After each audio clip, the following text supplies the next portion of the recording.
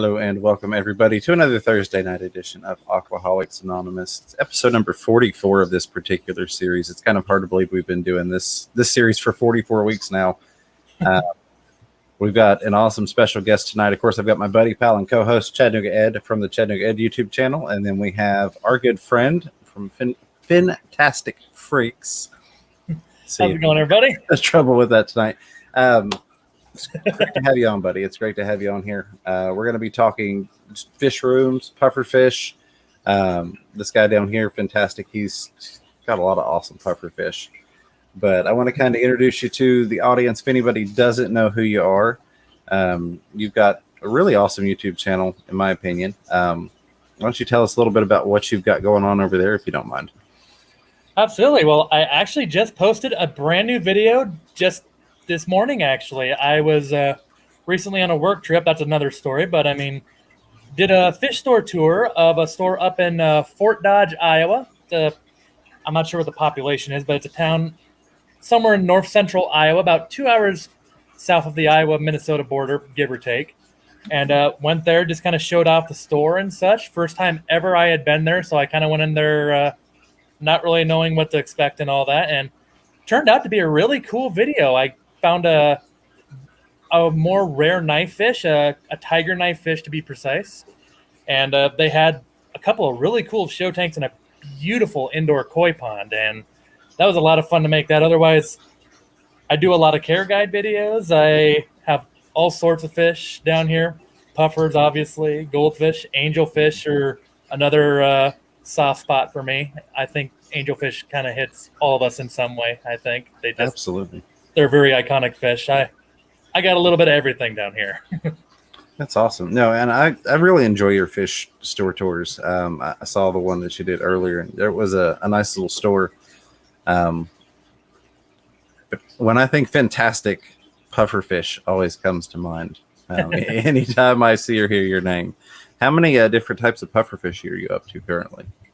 I guess I said this on Rico's channel last week, but I guess some people here maybe not have heard of it by now. I unfortunately recently dropped down to just 8 species because about a week and a half ago we had a power outage here, which was my second most recent video, was like tips for how to deal with a power outage and such.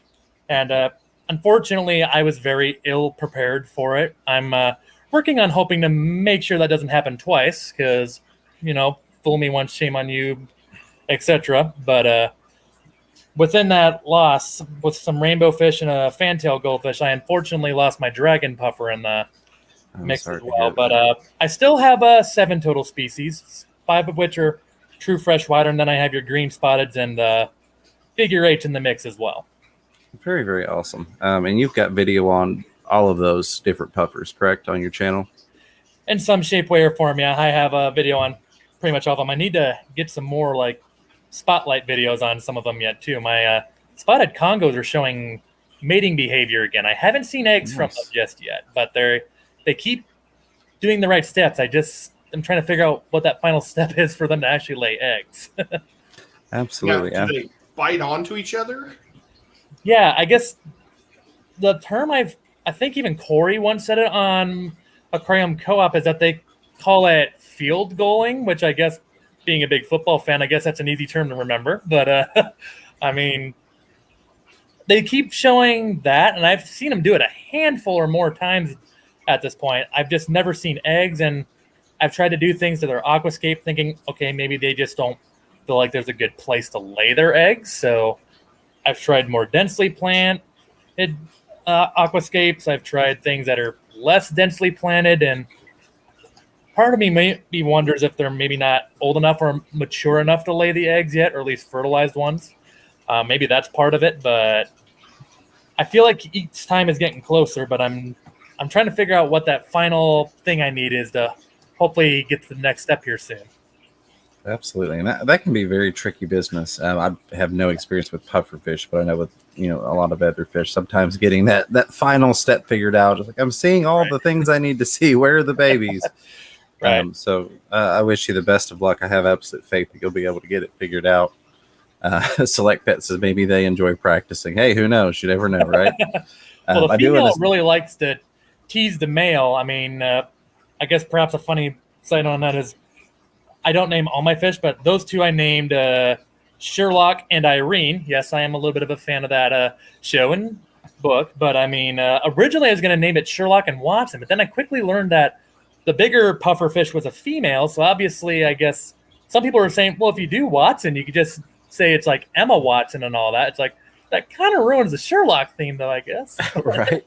I mean, I guess it's London themed somewhat still, but she likes to tease Sherlock a lot, which obviously if you watch the series and the book, knows that's very Irene's character at times. So the more and more I see those two interact with each other, the more and more I feel like, yep, those are very appropriate names for those two.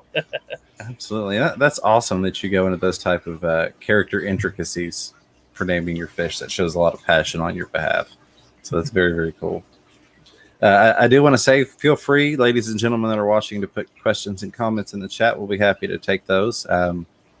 It's just a bunch of fish nerds hanging out. So that's what we're here to do. And what's worse is I am actually in Austin's hometown. And I feel bad I didn't make it to his house. But I've got family and stuff, and it's hard to tell your family that you're going to your friend's house when you only see your family once a year, and so that's why I didn't do it. And I feel horrible. But Absolutely. Guys, look, it's Iowa. I'm in Iowa. Yeah, it looks like you got a pretty nice place there too. Thanks. I don't remember what it's. I can't remember what it's called. It's it the found by Menards. Or? It's by Menards. I'm the only one not in Iowa tonight. Yes. I didn't want to. It's humid as heck here. Unfortunately, not as humid as heck as it's been in the past. But I mean, it's once the CWS leaves town here, usually Council Bluffs starts mellowing out and everybody starts getting ready early on for all the fall sports if they're not playing summer sports yet. It's hotter here than it is in Chattanooga. Oh wow! Humidity, it does that. Well, we've had rain for I think 16 straight days. It's just not hot this year. It's crazy. So let's talk fish rooms a little bit, if we may.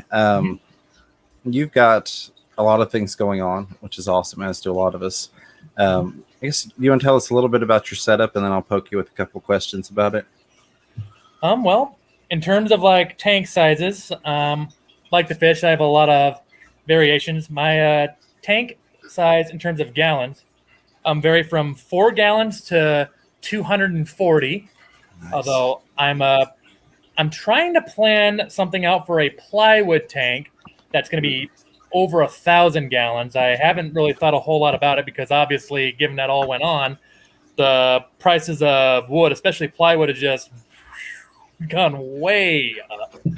I mean, so I don't know how soon that's going to happen, but in terms of setup, I got like tanks all around the walls here in the basement of a house that was completed in about the late 19th century here. So, I mean, it's actually, for its age, the basement is actually pretty good size here. I don't remember what the dimensions were. I've measured it Lord knows how many times. But tanks from 4 gallons to, I got a couple of 75s. One of them is vacant right now. I got the biggest one that I have fish right now in. I got a 150 Fat Boy. Obviously, that's where my Fahaka Finley is. Right. Couple angelfish tanks, goldfish. Just, you come down here, except the one little area next to me here where I'm storing some tanks for the future here. I kind of cleared that space out initially for trying to build the plywood tank, but other than that, I got tanks about everywhere you can turn to down here. So when I guess my first question is, did it start out intended to be a fish room, or did it kind of start off with 1 or 2 tanks and go from there? I'm always curious. Right. Well, in terms of this house, the basement was always intended to be a fish room. I kind of started getting the fish room fever, no pun intended, but Nice. but back when I lived in my old town, Atlantic, where I had my first ever sports reporter job, And I lived on a second floor apartment, which obviously had brought its limitations to how big of a tank I could have. Honestly, the fact that my landlord even let me bring up one 55-gallon tank kind of surprised me, because my next biggest one there was only 29 gallons. But I think when I moved out of there, I still had, I want to say about 7 tanks still. So I got a little bit of a head start there too. Nice. Before I moved down here. And then once I had all the space, because the fiance right as we moved in made me a deal saying, you can do whatever you want with the basement. You can do whatever you want, put as many tanks, how big of tanks you want, whatever fish you want, but nothing comes upstairs. They all have to stay in the basement. As long as it's in the basement, do what you want. And that was the day I decided that, yep, I put the ring on the right girl's hand. Absolutely. I think that's a very awesome agreement. So is there... Mm-hmm. Sorry, go ahead. Oh, no, I was just saying, and yeah, that's kind of how the fish room started. I just got more space, and it just grew. Absolutely. Is there anything that you would have set up differently looking back? I know sometimes I've redone my fish room more times than I care to count. So I'm always curious in retrospect if there's anything that you look at and go, that would be really tough to change now, but I wish I had done this differently. No, I'm trying to remember if it was someone recently asked me that same question. I said, perhaps a weird one would be, anything that was probably, I guess, 10 gallons or less. I'd probably still keep some 10-gallon tanks just because they're such a common size and very relatable to a lot of people. Anything smaller than that, I would probably get rid of those tanks, just because obviously the bigger the tank is, the bigger the water, the easier it maintains itself, especially if you put a lot of filtration on there. I mean, most of my tanks, I overspend on filtration and such. Like Finley's tank, for example, my 150, I'm like filtering that tank 3 times over. Like it's almost doing about 400 gallons worth of filtration. And there's I can name a couple other tanks that are the same boat, if not at least double than that. But I mean, once you're getting down to the single digits and all that, even if you put a 25-gallon grade sponge filter in there, that's, one of those thin ones and such, even in the corner, it, one, takes up a lot of space. 2, it only maintains it for so long because it's just such a low volume of water. It's easy to contaminate if there's a mess and such. So I guess that'd really be the main thing. Otherwise, I would have loved to plan for a plywood tank sooner, because I've always been thinking of one, because I really, really want to get him a boo puffer someday. I can thank Corey for that too. But I mean, I guess that'd be another thing. I really wish I could have planned for that a little bit sooner than I did. Absolutely.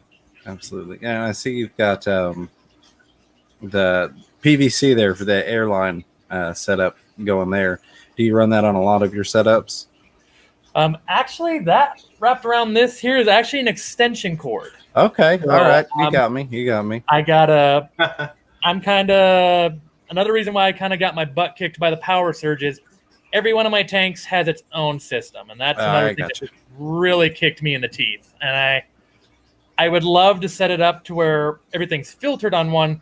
Well, I guess I would, but I wouldn't. My worry is too that if I put everything on the same filtration system, like what a lot of fish stores do, then, if one of my big tanks go bad and such, then, I mean, you got to worry about all the tanks going awry. And I know that's a double-edged sword part to it, but I mean, it's kind of why I still do things single system for every single tank, because I'm just worried if one tank goes bad, I don't want to have to try to clean all 25 plus tanks. Absolutely. No, I can totally agree with that. That's one of the reasons that I stayed away from doing some systems that maybe would have made life easier in the day-to-day, but also opened up, opportunity for some things to go awry, as you said.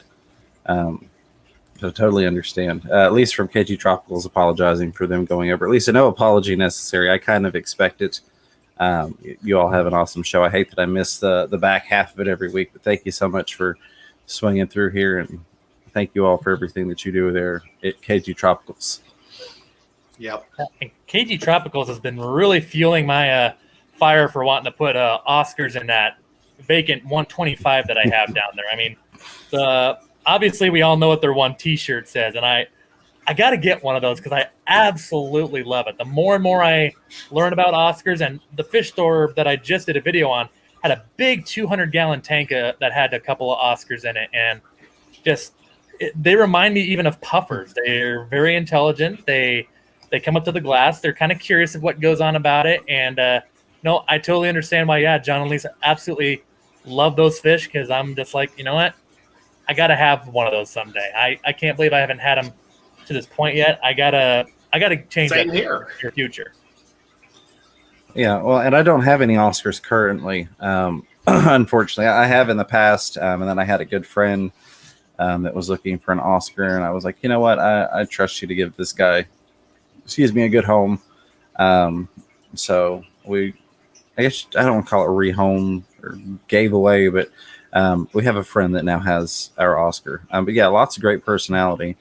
And like you mentioned with the KG shirt, that if you don't like Oscars, you can go blank yourself. It's just a funny one. I enjoy it. I actually, the day that John and Lisa announced that they were opening the fishkeeping.com and had the shirts on there, the day that they announced the shirts, I was like, I got to get one of these. So I went on there and bought one during their live stream when they announced it, just because it's a fun shirt. It really is. It is. It is. Oh, I thought it was actually one of James's shirts. I didn't know it was their shirt. and I saw John wearing it, and I was like, oh, he's got one of James's shirts. And then I realized the other way around. But I've got one of James's shirts. Absolutely. I need to get some more Fish Tuber shirts, though, too. I need to get some stickers, too. I got a mini freezer down here with that holds all my food, and I got a couple of stickers from Aquarium Co-op when I ordered some stuff like their root tabs and all that. I finally got a Murphy sticker, which I'm not going to lie, I was pretty stoked about. Nice. And yeah, I'm starting to load up my mini freezer with a whole bunch of stickers. So I got to get some more on that to load that baby up. Heck yeah. Mm-hmm. Well, I've got, I did a lot of the stickers back here, but yeah, the Murphy sticker, that was one when I got one. It's on my laptop. You all can't see it, but it's right next to the touchpad on the laptop. Because I was like, yes, I'm putting this baby right here. So you got to love that. Yeah. But I wanted to thank you again. I thanked you last week when I wore it. Mentioning T-shirts. Got this bad boy. Yeah, that's a good looking I'm shirt. loving that.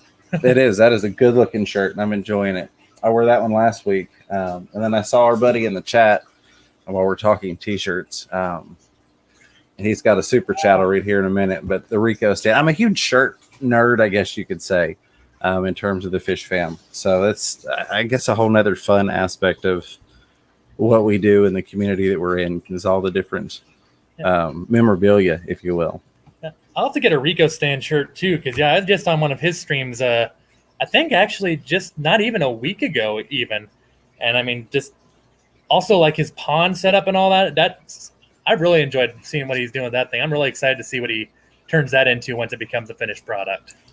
Absolutely. I and Rico knows this, but I unfortunately miss a lot of his streams. It's just during a time that it doesn't work out for me a lot to be there, but he does an awesome show. He's another good friend of the channel. Yep. Rico's going to be bigger than Joey and not as crazy. Right. Are we live? Crazy for sure. Well, maybe. No. Anyway, again, ladies and gentlemen that have joined us, if you have questions or comments, feel free to type at Fish Room Fever. Put the at symbol on there. What that does is it highlights on my screen for me, and we'll be happy to address those. Could be maybe a problem you're dealing with. It could be a question for our awesome guest here, Fintastic Freaks. Whatever you got on your mind, feel free to hit us with it, and we will do our best to answer your questions. I'm going to grab a couple of super chats while we are kind of at a natural pause point in the conversation. I guess a warning, if you're listening to this on headphones, particularly on the replay, because this is hurt some people's ears apparently. We're about to do some party poppers for these super chats. So just mind that and maybe hit the mute button for just a second. Let me get this switched over here. I'm still adjusting to one monitor. I switched to one monitor because the dual monitor setup was just killing my camera. I was having all sorts of issues, as you're aware of. 100 times. 100 times better. So, but I'm still kind of getting used to it. I'm used to having everything, spread out Tony Stark style with the information everywhere. Now it's all like, I got to find the right page of the book. We have our buddy Rico Stay with $5 super chat. Very much thank you for that. And the shirt, my friend. Says 3 awesome peeps, but James looks particularly stunning tonight. I don't know why he would say that. It's got to be the beard. The beard is, and But thank you for that, Rico Stan. And we've got our friend Pompey Ranch with the $3 super sticker with the thumbs up fist bump pair. Thank you, Pompey. Appreciate you swinging through and appreciate the support. Never expected, but always thank you so much for it, my friend. Let me find you all. I found you all and my chat again, and we'll get back into that. Get the party poppers off the screen there. All right, roll on through here. Hello, Michael Long. How's it going? Everybody else that's joined, appreciate you all being here. I do want to, I guess, announce, as I mentioned at the top of the show, if you will, that this is episode 45 of this particular series, Aquaholics Anonymous. After episode 50, and it's hard to believe that it's already been that long since we started this particular Thursday series, we're going to do something a little different. We've got something new that we're going to do with the Thursday night show. Same time, same awesome people. Well, awesome person. It'll be Ed and then myself. So take that for what you will. But we're going to retire the Aquaholics Anonymous show after episode 50, and we're going to move on and do something just a little different. So stay tuned for that. A couple more weeks, and we'll be moving into some new water, if you will. Kim Carwick says, what can I do about black hair algae in my guppy tank? Ed, you ever had to deal with black hair algae in your guppy tank? You got a lot of them. I've had it in my molly tank, and I actually got bizarrely lucky, and I had a Cory cat that liked to eat it. And so, yeah, that's really strange. But see, the problem is if you get Florida flagfish, they're going to kill all your guppies. They're going to just take their fins right off and their tails. So you can't get, man. And Siamese algae eaters are awfully tough on them too. So, I guess you're going to have to physically remove it. Wouldn't you say, James? Yeah. So my general thought process on treating algae. One, I'm not a huge fan of algicides, so I just throw that out there. Just because you're not really treating the problem, you're just kind of getting rid of the issue temporarily. But typically the things that you want to look at, and there are other things involved, of course, but usually if you look at your lighting and you look at the nutrients in the water, you can typically get most algae in check with those things, just the same as you can, help plant growth with those two things, getting those parameters corrected. And that's also going to prevent you from having a constant battle. Because I think one thing we see a lot of times is people want to treat the symptom, but they don't want to treat the problem, or maybe necessarily want to, but they work on treating the symptom and they don't treat the problem, just in my opinion. So they're constantly struggling it, and that makes for a very annoying time in terms of the hobby when you're constantly battling something. Like, man, I've gotten rid of this algae 6 times and it keeps coming back. So my first thing is I usually will shorten the light cycle. And this is all, not knowing the specific parameters of your setup, but I typically will shorten down the light cycle, cut back the lighting. If it's an extremely high-powered light you've got on the tank, dim it if possible, and then look at the nutrients you've got in the water. You can cut back your feeding some of your fish so that there's not as much waste in the water, so that algae doesn't have quite as many nutrients for it to take up and take over, pretty much. Another thing you can consider doing, and this does kind of go along with adding things, a lot of times you can add some fast-growing plants that are, nitrate sponges, if you will, and those can suck up a lot of that stuff and help try and compete with different things. But, I'm not against the fish thing, adding different fish to help take the algae out. H2O2 treatments or hydrogen peroxide treatments on a lot of things work if you're comfortable with doing that and you're meticulous in your dosing and application. But But yeah, typically I start with lighting and how many nutrients are in the water and see if we can't kind of starve out the algae a little bit. Yeah, well, floating plants are great for that too, because they do like both things at once. Absolutely. Yeah. Like I got duckweed in a couple of mine. I know that's another kind of a nuisance plant to some people, and I know some people absolutely loathe duckweed. But I mean, like tanks that I have at least a little bit of it in, I don't have really much of an algae problem. And fortunately, You're right. Big goldfish tank too. They just eat it like it's like a kid would ice cream. But I mean, minus the brain freeze part, I guess. But I mean, I had some blackbeard algae in my red eye puffer tank of all things. I was actually just taking care of that today. Oh, nice. And I basically, like what Ed said, I was basically just removing it physically. I had a net that has like one of those, I'm trying to think of how you would say it, like I guess bigger holes to where, you know, it catches the algae, but it'll still let the sand trickle through and such. Because pretty much all my puffer tanks, I do play sand and all that. And yeah, it's that stuff just really can take over a tank in no time. And I think a big reason was that, yeah, for a while I was keeping my lights on for a little too long. I usually try to keep them on for only around the 8-hour time, but I've kind of been starting to flip more towards the under the 8 hours, sometimes even just 6. And ever since I've done that, I've really realized that algae has been nowhere near as much of a problem as what I used to deal with. Absolutely. Good advice. Good advice. Lost my question there. Let's see if I can get back to it. There we go. Blue Rhino Games, thank you for being here, says 2 things. 1, what are some good tank mates for angels that aren't too small? And 2, what are some good tank mates for peacocks and haps? Would either one of you gentlemen like to take that first? Well, in terms of peacocks, I'm presuming he's meaning like peacock cichlids and all that. I had some yellow labrachromis with mine and tank earlier, or I guess I call them electric yellow cichlids sometimes too is another name I sometimes hear them get called. I guess I won't go too deep on that because that's not really my area. I tried Lake Malawi cichlids for a while, and it just ended up not really being my thing. Their aggression, they just kept killing each other, and just ended up not being a good fit for me, which I know a lot of people here might be wondering the same thing as what some other people said. If you weren't into those aggressive fish, why in the heck are you into puffer fish? But I mean, in terms of angelfish, I think rainbow fish are a beautiful tank mate for them.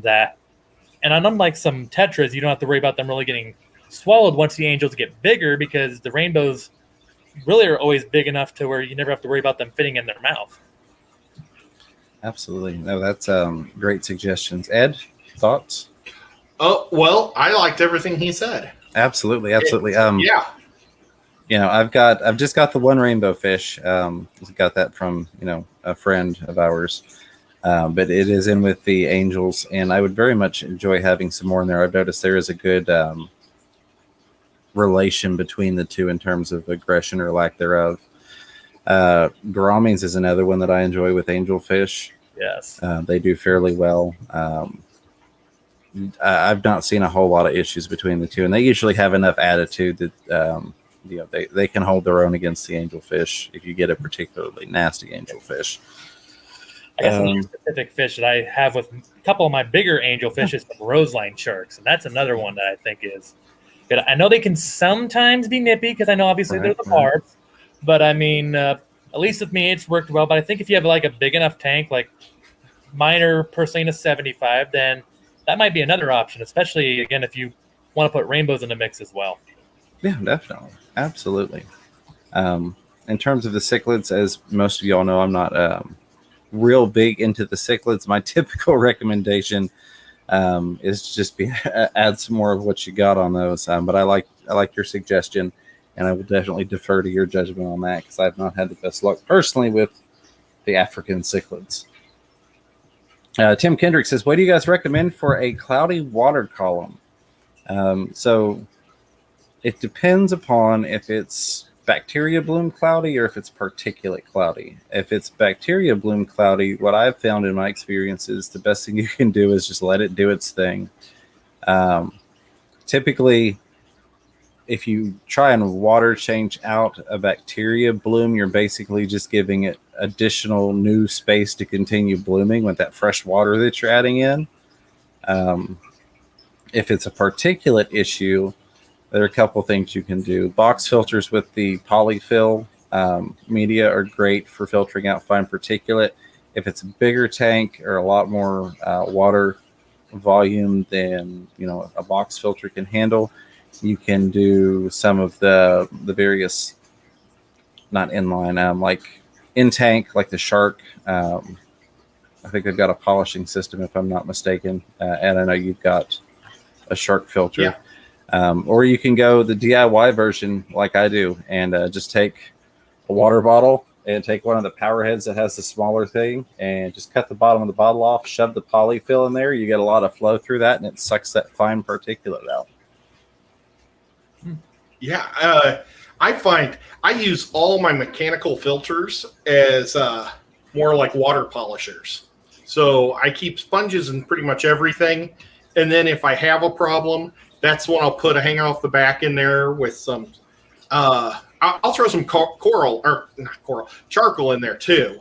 But, and then I'll throw in the polyfill, and it does a great job. I've also got a Shark. It's like it's like a canister filter, they say, that goes inside your fish tank. But Marineland sells a polisher, and I have one of those also. And it's exactly the same. It's like a canister that goes in, but has a motor that's pulling the water through. So just, if you got cotton in there, it's going to catch it. And that's why I call it a water polisher, because it's just pulling all the water through and everything gets sucked in there. Absolutely. Right.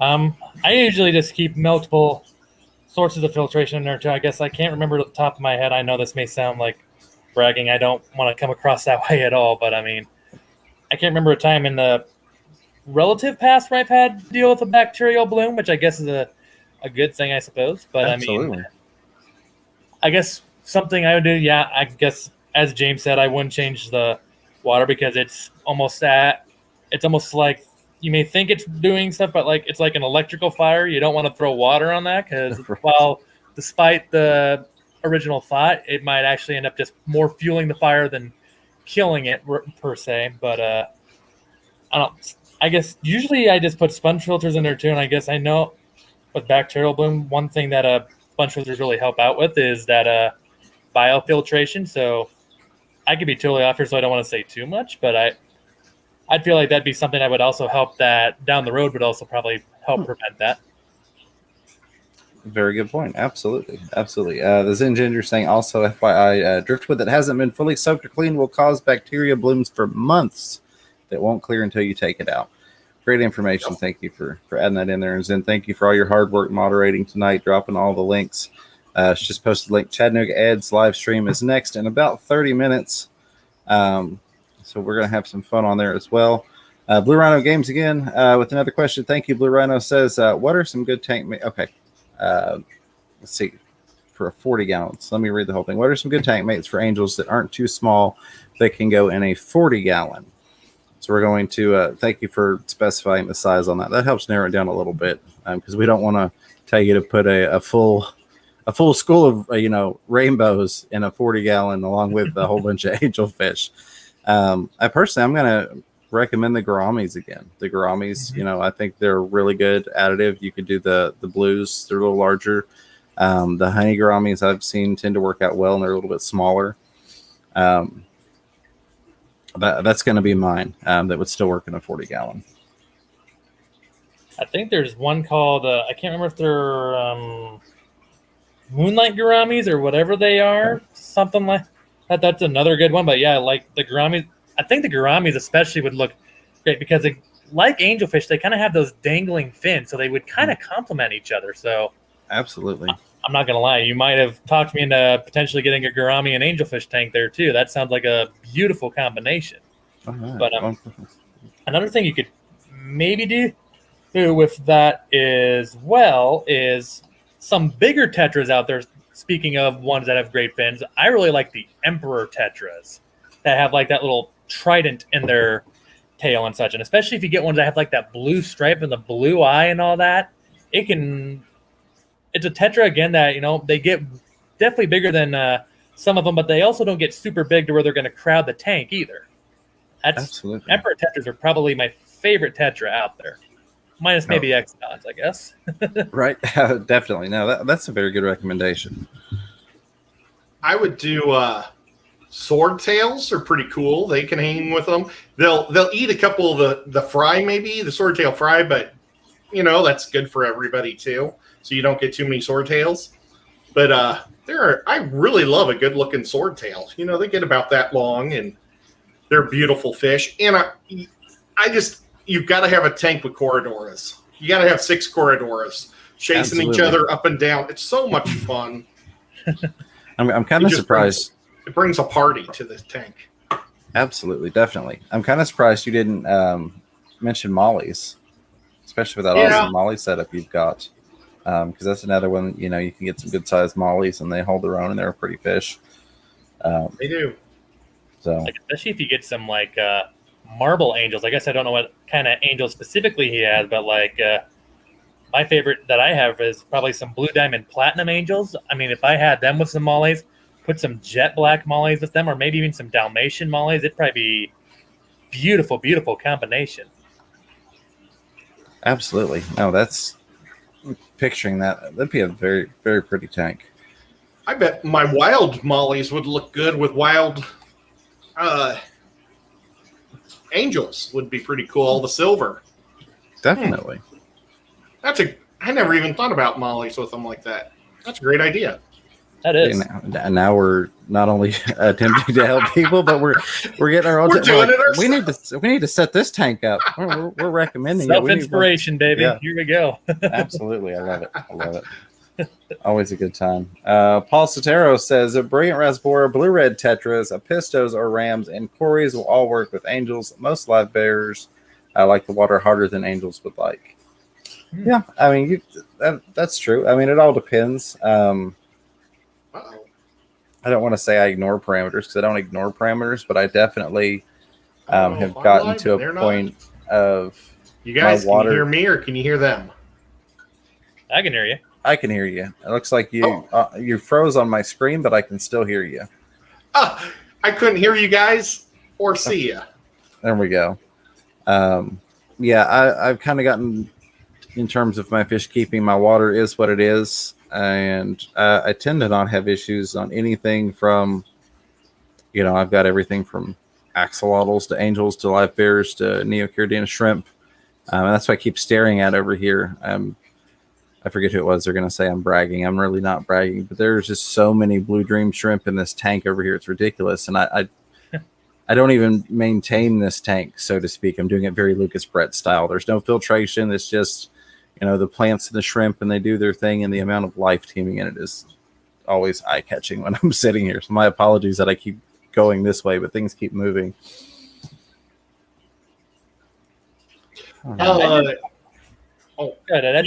Mickey asked me a question if I was at the ACA because I'm in a hotel room. I am not. I'm in Council Bluffs, Iowa, visiting family. So I thought about going to the ACA, but then I didn't, and then I ended up coming here instead, and so that's what I'm doing. Absolutely. But I did drive through St. Louis to get here. Kind of weird. All right, I think we've grabbed all the questions. I do want to say a thank you. I know we had a super chat come through there. Super sticker. It was Tim's Fish Room. Thank you for the $1 super sticker, my friend. Headphones warning. About to do a party popper there. Appreciate you, buddy. Always good to see you. Thank you for that $1 brown pile of fertilizer helping keep the plants nice and healthy and growing. Appreciate you, my friend. Let me I found you all again. Find my chat. There we go. All right. Blue Rhinos Game says puffers with angels? Question mark. I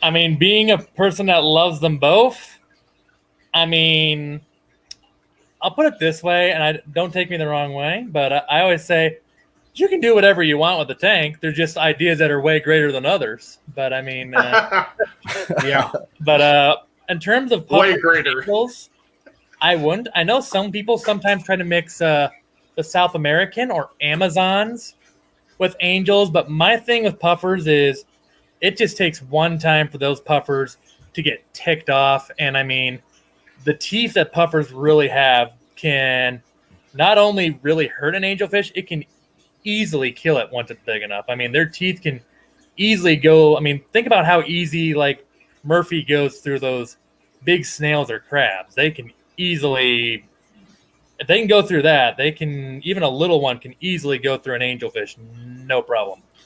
So Yeah, personally, I would avoid that. absolutely. No, and I'm right there with you. I've always been one to say, try different things. If you're going to try something like that, I always recommend having a backup plan already in place, having that tank for the other fish to go to. Sometimes it works, what works for me may not work for you and vice versa. So are there instances where it can work? Yes. Is there potential for it to turn out horribly? Like Fintastic said, absolutely. Right. With their beaks, with their teeth, like you mentioned, I look at puffers in the same way I would look at tank mates for piranha, just in terms of the damage that can be done to the tank mates. It's like, that might work, but if it doesn't work, it could also be really, really bad. So I also saw Stephen P. mention the Shorten Denny puffers or the spotted Congos, and that's another puffer that supposedly is really docile. And I mean, he makes a good point too. That sometimes it really depends on the personality of the puffer. Like with Finley, for instance, I've seen other YouTubers put tiger barbs with fahakas and a 180. I plan to get Finley a 180 at some point, but I'm not even going to think about putting fish in there because literally anytime I put anything in the water, he could be lazy all day. The moment I drop something in his water, it's game on. He's in total hunter mode, and I've seen him sometimes just knock things over in terms of chasing it. So unless it's food, I don't put anything in there. But yeah, there's definitely exceptions across the board depending on the species. And Shorten Denny's are probably one of those too, I guess, because I want to say Corey from Aquarium Co-op did something too as well. I feel like I'm forgetting another YouTuber out there that did something as well. But Bob Taylor has cats with his. That's probably who I was thinking of. There's some type of big catfish. I mean, if it's a big catfish, then yeah, those catfish sometimes are armored up to the gills. So I mean, they're probably one of the very, very few fish that, again, depending on the kind and the puffer, I guess there's a lot of variables. Yeah, they could probably deal with them a little bit there too. Again, a lot of variables, but yeah, I guess catfish would be another one that would probably be able to take a little bit of the beating that puffers would potentially do as well. absolutely. Well, like you mentioned, personality, that's a huge factor with any fish, realistically. Even fish that could typically be categorized as peaceful or community fish, there's always the potential to have that one-off that just has a real bad personality, or vice versa. Maybe you've got a tank of, we'll go to the African cichlids, which typically have a fair bit of aggression. You get an African cichlid that has less than typical aggression. It's got a little bit different personality. That can work out poorly as well for that guy. So individual personality really plays out, I think, a lot more than we typically might think, just coming into the hobby. Or other fish, this type of fish does this and that type of fish does that. But they've really got a lot more individual personality to them than I think oftentimes they're given credit for.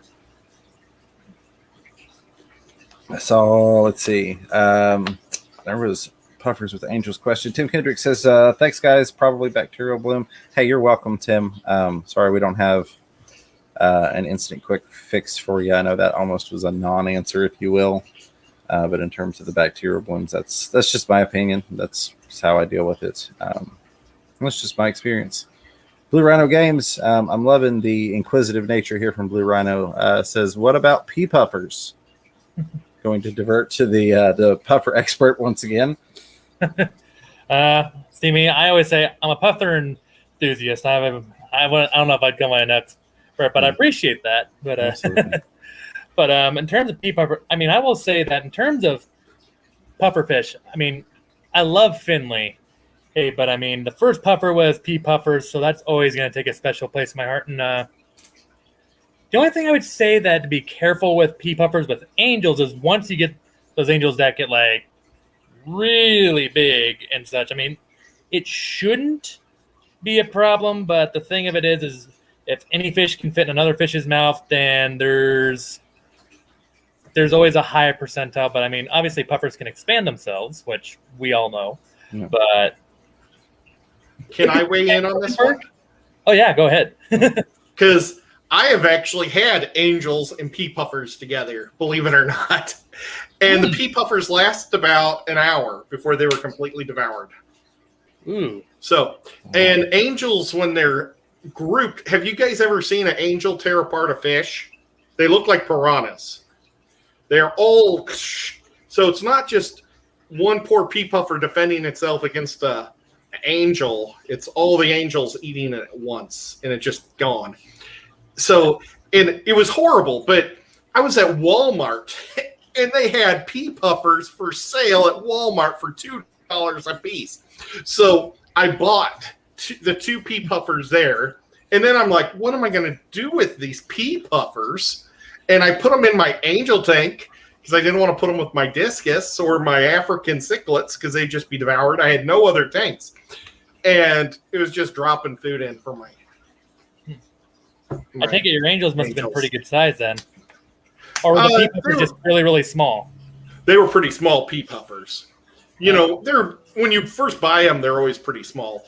Right. But, I mean, the angels were probably, I don't know, they could breed at that. You know, they were full adults.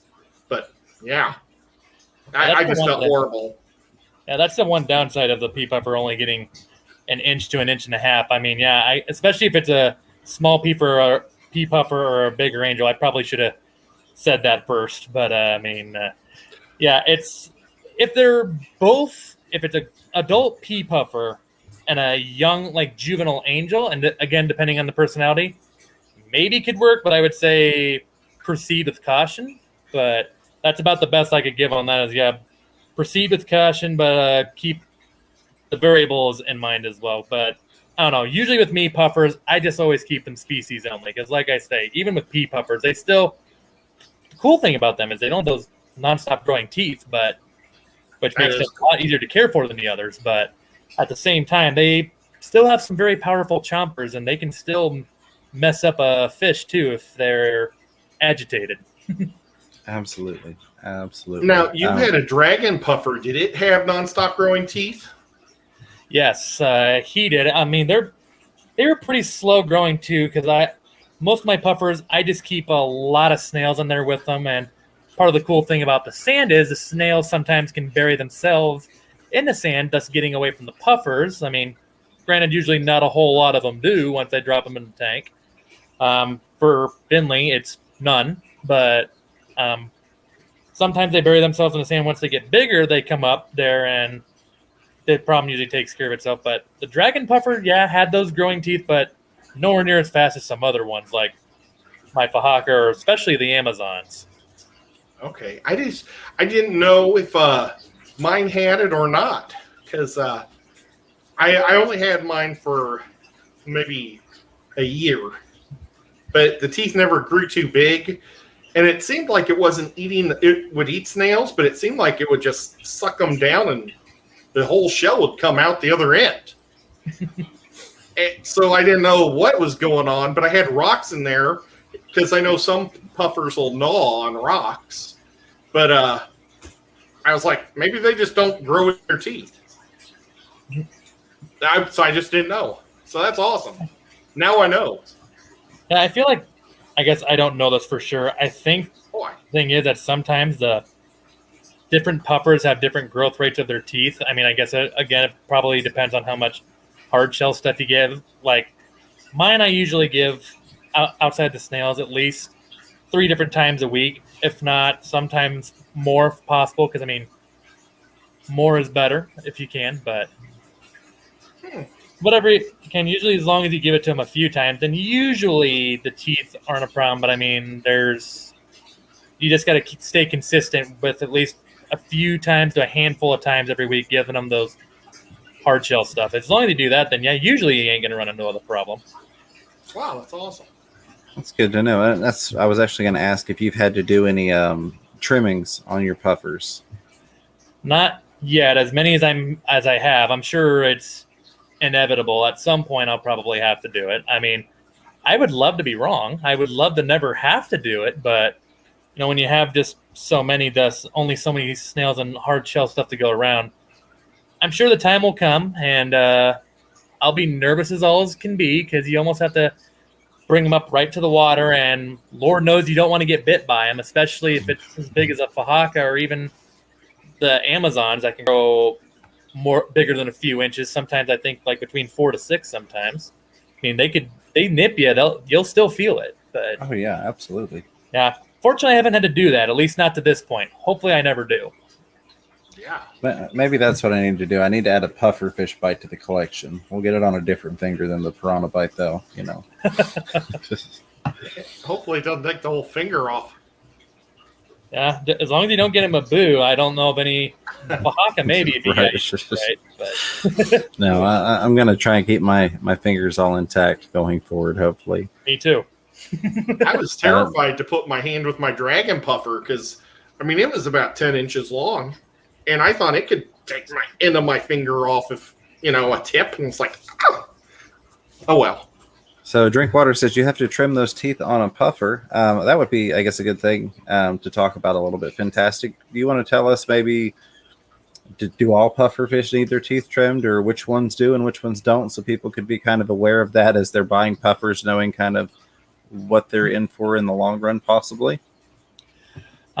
Well, to be honest, I only know of one puffer that you will never have to worry about it, and that's the pea puffers. Other than that, the rest of the puffers, to my knowledge, have those growing teeth. Like I say, maybe they grow at different rates. Or I know that a lot of people say that the Amazon puffers or the South American puffers are the ones that, in terms of freshwater ones, just grow at a really rapid rate. I myself have never had to trim them myself, but that's why you get the hard shell stuff to grind it down and hopefully never have to cross that bridge. But I guess I've never tried any saltwater puffers, so I'd be of no assistance there, unfortunately. But I've been told how many freshwater puffers there are roughly. I want to say there's about, I could be totally off. I guess I don't want to say a number and be totally off, but I know there's at least a couple dozen out there that I think that were reported true freshwater, not brackish like what some stores label as. But the only one that I know you don't have to worry about those teeth is the pea puffer. But other than that, I think all the rest of them, you got to mind those teeth. Absolutely. And you had addressed this in talking about your diet. But Delilah's critter says, isn't it preferred to feed them with the appropriate diet to keep their beaks down? I didn't think people physically trim them. That's a good question. I know I've still seen people have to trim even when feeding. So and correct me if I'm wrong here, because again, I don't have puffers myself. But my understanding is that even with the feedings, it still is a possibility that after a while, you may still have to physically trim, even if you are feeding the shells. Yeah, I can't think of the channel I saw on, but there is a channel out there that shows you how to manually trim a puffer's teeth. And of course, like I've been saying, it happened to be an Amazon puffer. I mean, it is possible that depending on how frequent you give it to them, yeah, you may still have to trim them anyway. But I don't know. I always say the more hard shell stuff you can get them, the less and less likely you're going to have to.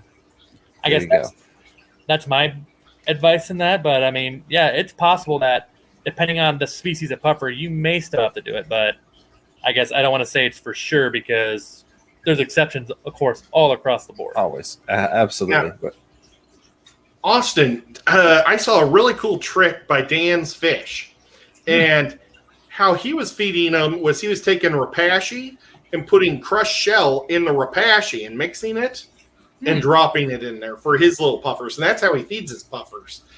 Have you ever tried that? Or the only one I really ever give shelled foods, like, I guess, are you talking like crayfish, crabs, or clams, or? Well, just like crushed shells, like you can get to raise your pH, like a bag of crushed like that shell. stuff. Okay. Yeah, he takes that and he puts his rapashi and he mixes it up like you'd mix up Jello, and then cuts it into squares and drops it in there, and they chew on it and they wear their teeth down. That's awesome. That's actually a fantastic idea. To be fully truthful, I've never heard of that before. I've never done it myself before. The way I've trimmed them down is just giving them snails, sometimes crayfish legs and claws if they're big enough. But yeah, that actually sounds like a fantastic idea. I'll have to. You said that was Dan's Fish that did that? Yeah, I'll on the next stream, on my stream, I'll search for the link because I have it somewhere. And from that episode, or like he does that whole episode on rapashi and shells, and it's excellent. I saved it. It sounds like a great idea. It does, absolutely. So for those of you that were maybe thinking on skipping the shell part of your puffer's diet, there's a wonderful reason not to right there. Keep those beaks trimmed down a bit so you don't have to manually do it. Lefty3213A, what is going on, my friend? Says spotted Congo puffer, Shotadeni or Denai, with bloodfin tetras or lampi tetras and a planted up tank with like a val and hair grass and a hardscape. Doable question mark. I think it sounds like an awesome setup there. Mm-hmm. Yeah, vals are probably my favorite plant. Yeah, they spread like wildfire. Absolutely. No, I think that sounds like an awesome setup. Stephen P 2003 sounds like a cool setup. It really does. I'm a huge Val fan as well. I feel like Val is one of those that you can really get your money's worth, if you will, with all that growth and being able to very quickly propagate it and get it in other tanks. And it just, I don't want to say it takes over. It takes over, but it takes over in a good way. In my experience. Patrick Hardy, thank you, says, I'm enjoying the show. Well, you're very, very glad that you are. And hello to a couple other people, Edgar Reyes and Michelle Kinsey, who said hello. I think I missed your highlighted comments earlier. I appreciate you all being here. Appreciate everybody hanging out. Now we've got almost 100 people with us right now, so that's always a fun Thursday night when that happens. Yeah, that's a great number there. That's more than a lot of my videos get. We've been extremely blessed on the channel, and I'll leave it at that. We've been extremely blessed. Delilah's Critter says, I guess before I get a puffer, I just want to fully understand what behaviors they display in the wild to maintain everything and try to mimic that to the best of my ability. It's a great way to look at it, Delilah. And kudos to you for, putting in the time and, wanting to do the research and understand as much as you can. Very, very awesome. Blue Rhinos, sorry, go ahead. Oh, no. I guess the main bit of advice I would give for a puffer, or really any fish in general, something that I always do is I look up multiple sources, like 3 or more, if possible. Obviously, depending on the species of puffer, some are more rare than others, thus you may be a little more limited on material. But like for especially all mine that I have down here, I really look up like not just their water parameters and such. I also look up like what waters they're native to. Like obviously, spotted Congos is pretty self-explanatory, but I mean, I also look up things like, okay, what are some like native plants there? Like, is there a lot of branches in the water there too? Is there also like a lot of rocks there? Is there like caves and such? All that kind of stuff there to not only just, make the parameters as close as possible, although I guess I'm another one that really doesn't chase parameters based on whatever my city water is, you kind of go with it and you play with it maybe a little bit, but to a degree. But I usually try to, aquascape-wise, really set it up to a lot like what it is in the wild. And I've learned that really with them, that's what really makes them most comfortable, which I guess is self-explanatory. In mine, I put a lot of plants in there. I also put some like branches in there, like from the Congo and such, where sometimes it's a little heavier. Sometimes there's also areas where it's a little more open, I guess, to put it in short terms without going on a whole paragraph there. But that's one thing I do. I learned that the fish, you get really rewarded for that. Not even just puffers, but fish in general really reward you for that. Well, and that's what I was going to say. You're absolutely 100% correct. That's kind of my biggest, I guess you could call it a pet peeve when it comes to people in piranha tanks. A lot of times you see them and it's just like a bare bottom empty tank, and they're like, I hate these fish, they're always freaking out. And I'm like, you're not mimicking their environment. That's my number one tip, is to mimic their environment. And you can get a lot more enjoyment out of them. They're a lot more comfortable, like you said, with most fish. If you can give them something that is closer to natural environment. I don't know that we ever really achieve a quote unquote true biotope. That's really difficult to actually get one, but biotope-esque, if you will. You get rewarded, like you said, by the enjoyment that you get out of those fish when they've got a nice place to live, versus just a glass box with some water in it. Right. I mean, it's kind of like with us human beings. It's like, would you rather live? I mean, some people have their own tastes, as may fish, perhaps. But I mean, I'm like, would you rather live in a small studio apartment, or would you rather live in, a 2-story house if you had the choice? Yeah. Well, and that's I feel something similar. We could survive in a cell, but are we really going to flourish in there? Right. And the fish are the same way. Let's see. There was another question. It was Blue Rhino was asking, what about guppies with angels? That can definitely work. As Paul Sotero mentioned, guppies, any live bear I found really, I'm going to definitely agree with Paul here. You don't want them in a lower pH. I've always found if you get the live bears in a lower pH, they really do fall apart rather quickly. The angels typically prefer a lower pH, but will definitely tolerate a neutral. I feel like the angels will kind of meet in the middle better than the guppies, is what I'm trying to say. You can definitely do both together. Do they naturally have a little bit different parameter requirements, quote unquote? Yes. I would err towards having more guppy favorable water in that instance, I guess, if you will, because my angels, they're in a quote unquote higher pH than natural environment. But one thing you're definitely going to have there is, if you've got males and females in terms of guppies anyways, is you're going to have an awesome live food source for your angelfish when those guppies start making babies. So just be aware of that, for better or worse. Angelfish fry, in my experience, are very, very quick to devour. Or angelfish, in my experience, are very, very quick to devour fry. So just be aware of that. If you do guppies, don't plan on breeding a whole bunch of them out, unless you're going to be snagging the females before they drop, or catching the fry as soon as they're hitting the water. And you better raise those angels with the guppies, because otherwise, if you just put guppies with adults, they're going to eat all the male guppies also. Yeah, they're they slow definitely can. And stupid. Absolutely, especially if you're going to do like a big delta tail guppy or something with a lot of finnage. I would, if you're wanting to do guppies, most definitely a heavily planted tank. Think of some nice floating plants. Maybe a nice chunk of guppy grass, someplace that those guppies could get away from those angelfish. But I would definitely look for maybe some smaller finnage versions of guppies if you're going to do the guppies in there. But the boys are still stupid and won't hide.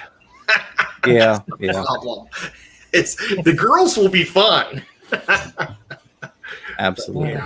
Absolutely. Yeah. Homework's another good plan to help hide those small fish too. Definitely another good one. Paul Stero says, I moved some plants from a quarantine/grow out tank into a 5-gallon. Now the 5-gallon has Simulus cory fries swimming all over. That is awesome. There's Simulus adults in the grow out plants. Gotta love them. Yes, definitely. I've had that happen before with the cories. It's one of my favorite things. Like, how are there baby panda cories in here? I'm like, oh yeah, I moved some plants from the other tank, and they just eggs hitchhiked right along there. I think I am all caught up. We have reached a little bit over our 1 hour mark. Almost 100 people here. Thank you so much for being here. Appreciate all of you for hanging out. Thank you, those of you that hit that thumbs up button.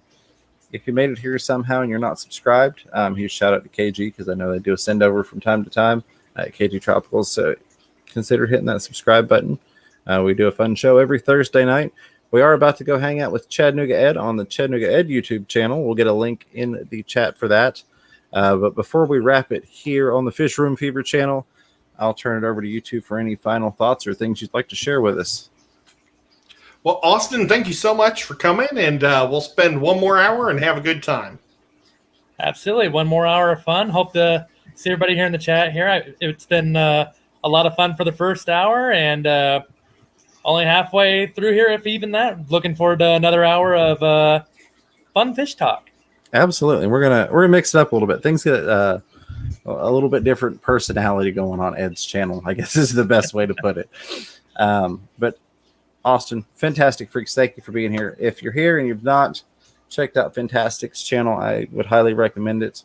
I've gotten where I don't just tell people to go subscribe, but I'll tell you this: go check it out. I'm subscribed.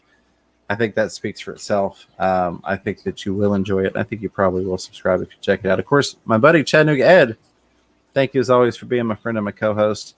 We're going to go over to his channel now and hang out for a bit and have some fishy fun talk.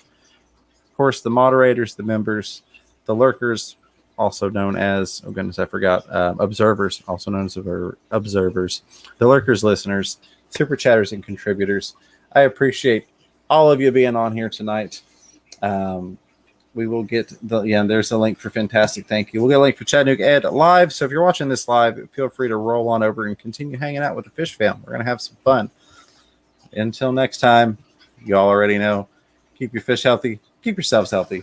Don't be afraid to get yourself a little fish room fever. Take care, everybody.